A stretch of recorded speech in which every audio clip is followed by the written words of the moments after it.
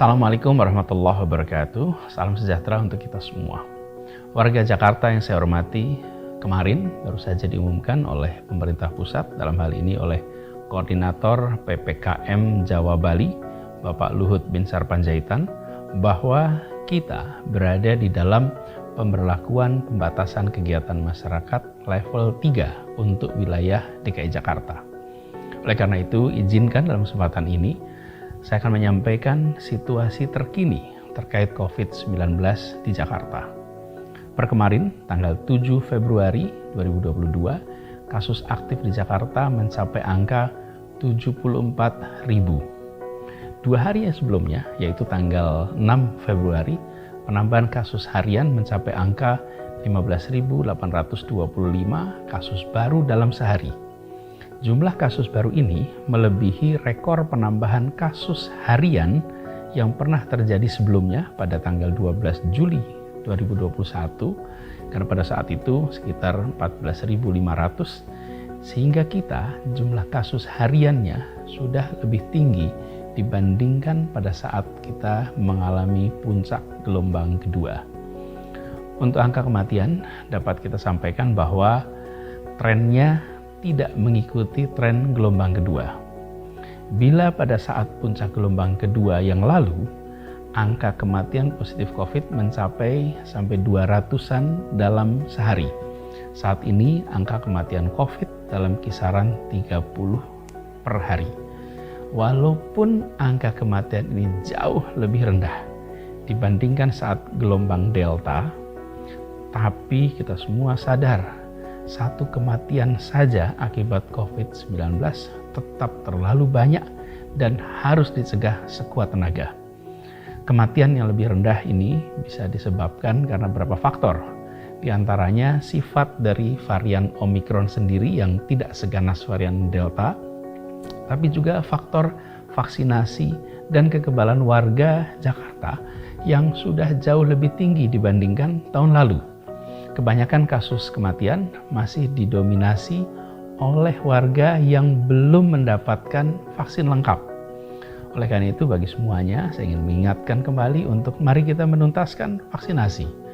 Juga mengejar booster bila sudah mendapatkan tiket untuk vaksinasi dosis ketiga di aplikasi Peduli Lindungi, dan bisa juga booking lewat aplikasi Jaki atau langsung datang ke fasilitas kesehatan. Angka kematian yang lebih rendah kali ini di satu sisi bisa membuat kita lebih tenang. Tidak perlu panik bahwa kita akan mengalami keadaan seperti di gelombang Delta kemarin. Tapi di sisi lain, jangan sampai membuat kita terlena apalagi menyepelekan keadaan.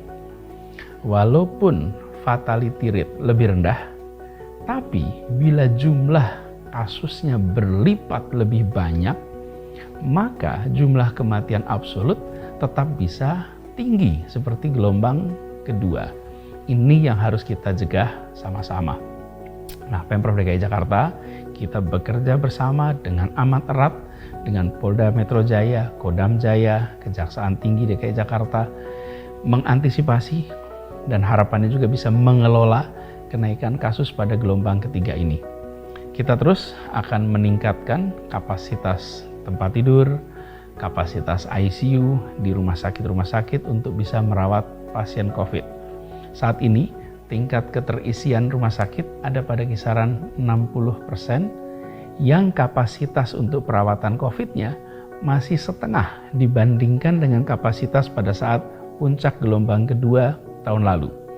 Jadi kalau sekarang 60% dari kapasitas separuh dari gelombang kedua. Artinya memang masih amat kecil. Nah, kedepannya tentu kita akan meningkatkan kapasitas itu. Bila kapasitasnya meningkat, prosentasenya akan mengecil. Tetapi kita tetap harus hati-hati. Adapun untuk vaksinasi, saat ini telah dilakukan 12,1 juta dosis pertama vaksinasi dan 10 juta dosis kedua untuk vaksinnya. Dan sekitar 800.000 vaksinasi dosis ketiga. Nah, kita semua bersama dengan Polda Metro Jaya, dengan program vaksin Merdeka, kemudian dengan Kodam Jaya, Pemprov DKI Jakarta akan terus mengejar capaian vaksinasi, terutama untuk booster dan untuk vaksin anak-anak. Nah, terkait dengan jumlah testing, saat ini angka testing di Jakarta, testing PCR, mencapai kisaran 35-40 kali lipat dari standar WHO. Ini angka yang sangat tinggi. Nah, ini pun belum termasuk tes antigen yang juga tidak kalah tinggi di Jakarta. Tapi dengan jumlah tes setinggi itu pun, angka positivity rate di Jakarta sepekan terakhir ini sudah mencapai angka 22,6%. Ini jauh di atas rekomendasi WHO untuk dikatakan aman, yaitu 5%. Artinya jumlah tes yang tinggi ini masih kalah cepat dengan pertambahan kasusnya. Demikian pula dengan tracingnya. Artinya harus ada intervensi yang dilakukan. Dan intervensi ini adalah dengan melakukan pembatasan mobilitas yang biasa kita kenal dengan PPKM, dan levelnya adalah level 3 sebagaimana ditetapkan oleh pemerintah pusat. Karena itu kantor non-esensial diharapkan kembali menerapkan work from home, dan hanya 25% saja yang bekerja dari kantor. Sekolah sudah ditetapkan 50% PTM, dan orang tua diberikan kebebasan untuk memilih apakah anaknya ikut sekolah atau anaknya belajar dari rumah. Juga tempat-tempat publik dikurangi kapasitasnya. Jadi ke depan kita akan melakukan pengetatan protokol-protokol kesehatan di semua tempat, utamanya penggunaan masker dan check-in Peduli Lindungi di tempat-tempat umum. Jangan lagi ada pengabaian untuk penggunaan masker dan check-in Peduli Lindungi. Kita akan rutin melakukan pemeriksaan dan mengingatkan. Dan bila Anda datang ke sebuah tempat, pilih untuk check-in lewat Peduli Lindungi. Bila Anda melihat tidak ada fasilitas itu, jangan masuk dan laporkan. Ambil sikap bertanggung jawab. Dan bila kita menyaksikan sebuah tempat sudah penuh, hindari untuk masuk. Jauhi. Kenapa? Karena Omikron ini mudah sekali menular. Dan potensi itu harus kita hindari. Kita sama-sama sadar bahwa penyebaran Omikron ini amat cepat, walaupun sebagian besar tidak bergejala atau bergejala ringan. Maka sesuai dengan arahan Bapak Presiden juga, kami menghimbau kepada semua agar mereka yang terdeteksi positif namun hanya bergejala ringan, maka jangan panik dan tidak perlu memaksakan diri dirawat di rumah sakit. Bila terinfeksi COVID, segera lapor kepada jajaran wilayah setempat pada posko PPKM RT RW, kemudian ikutin arahan juga dari puskesmas terkait dengan pengobatan.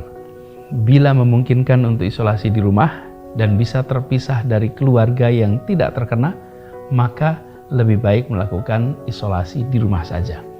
Tapi bila isolasi di rumah tidak memungkinkan, maka bisa dirujuk ke tempat isolasi terkendali. Dan bisa berhubungan dengan RT RW yang nanti akan dibantu untuk diarahkan. Jadi sekali lagi, tidak perlu panik, tapi juga jangan terlena, jangan anggap enteng. Kita pernah mengalami gelombang kenaikan seperti ini, dan kita sudah tahu apa yang harus dilakukan sama-sama. Yang terpenting adalah kembali waspada, kembali disiplin menerapkan protokol kesehatan dengan baik, dan selalu memantau perkembangan situasi pandemi, bisa lewat media sosialnya Pemprov, bisa lewat aplikasi Jaki, bisa juga dengan cek ke jajaran, tapi yang paling penting, saling jaga, saling bantu, saling lindungi. Insya Allah dengan kedisiplinan, dengan kerjasama, dengan kolaborasi seperti yang telah kita lakukan sama-sama sebagai warga Jakarta, maka kita akan bisa melewati gelombang Omikron ini dengan baik, dengan cepat, dan insya Allah sehat, selamat. Tetap semangat, tetap jaga imunitas, tetap jaga protokol kesehatan dimanapun kita berada. Terima kasih, semoga Allah SWT merahmati kota Jakarta dan melindungi kita semua. Assalamualaikum warahmatullahi wabarakatuh.